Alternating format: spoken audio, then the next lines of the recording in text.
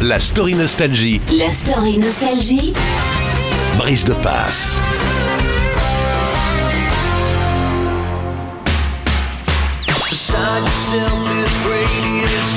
En 1983, la sortie du premier album de R.E.M. est un véritable événement dans la presse musicale où on ne parle que d'eux.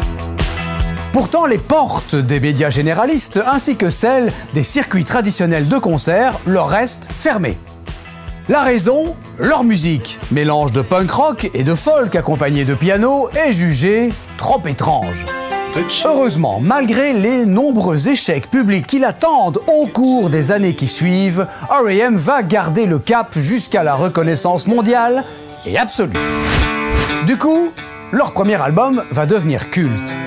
Tellement culte que la photo au versant de la pochette qui représente un pont de bois de chemin de fer près de la ville de Athens devient un symbole local pour les habitants de la région qui l'appellent Murmure, comme l'album.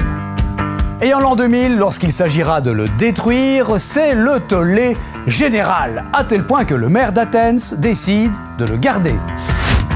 Et tant mieux pour le tourisme régional, puisqu'aujourd'hui encore, beaucoup de fans se font photographier devant ou dessus. 1985, R.E.M. est au bord de la séparation. Et tout ça à cause d'une fausse bonne idée, aller enregistrer à Londres leur nouvel album.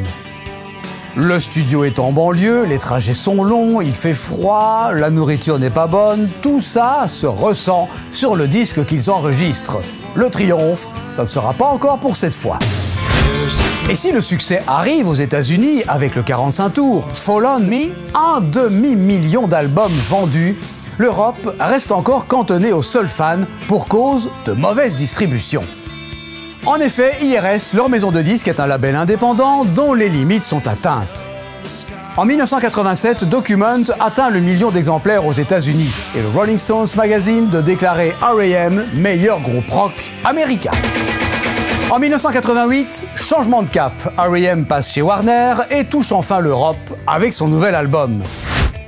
Résultat, une grande tournée ambitieuse et 4 millions d'albums vendus.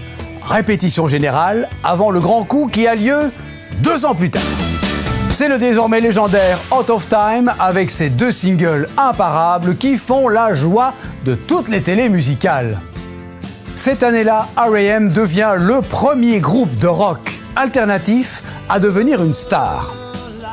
Et il ouvre la voie à de nombreux groupes qui vont s'engouffrer dans la brèche, et parmi lesquels on trouve Pearl Jam et Nirvana.